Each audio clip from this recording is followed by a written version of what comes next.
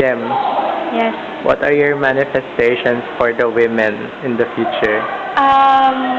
Marami eh. Kasi ngayon, siguro ngayon grateful ako kasi nasa generation or nasa era na ako kung saan mas na-empower na natin yung mga kababaihan. Pero I believe hindi pa sapat yun.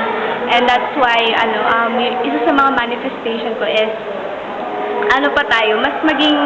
mas ma-empower pa yung mga kababaihan sa atin. Kasi, nag-English na siya. Despite living in, modern generation, na sinasabi nila, equal na daw yung babae sa lalaki, ganyan. Marami pa ring diskriminasyon na natatanggap ang mga kababaihan. And I think, yun nga, mas i-amplify pa natin yung voices natin para ipakita sa lahat kung ano ba yung meron ang mga babae, di ba? And I believe na ang mga kababaihan, hindi lang sila, they are not meant to be heard, but to create an impact to the world. So, ayun. Kasi na, di ba? Parang Miss Universe na siya.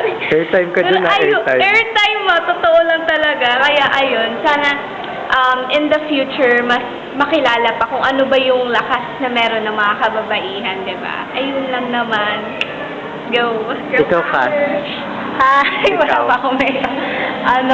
siguro, hindi na siya in general, siguro specific. More women leaders sa ating, hindi lang sa government, pero sa lahat na rin. Kasi, given naman na we're living in a male-dominated world with male-dominated laws and rules and so nakikita pa rin natin, although ngayon, like what Jem said, thankful din ako na nabubuhay tayo ngayon sa present time na kung saan may mga batas na nagpaprotekta para sa mga kababaihan in some aspects. Pero, kagaya din sinabi niya, hindi pa sapat yun. Marami pa tayo. We have a long way to go. So, ayun, sana marami pang mahalal na mga kababaihan sa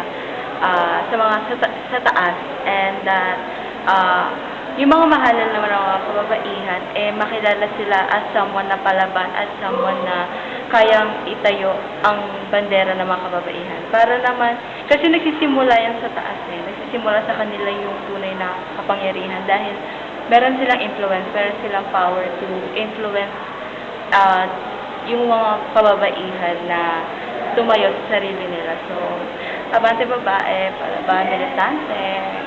Yes.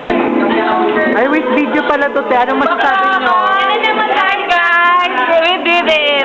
It's done. Hey, ang galing-galing na logistics head namin. Wala, kinikilig ako. Ano masasabi mo? Happy Women's Month. Babae tayo, hindi babae lang. Ayun. Yes. So, te, ano sabihin ko? Ayoko na. Galit ka pa ata eh. Babae ka. Hindi ka babae niya lang.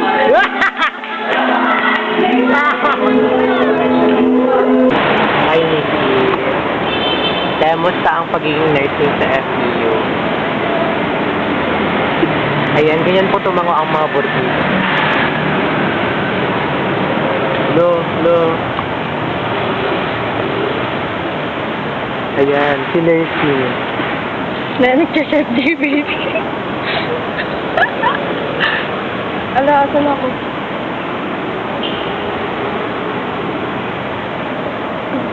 Ano masasabi mo sa nanay mo?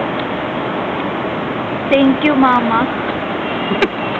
Worth it ang pag-iyak.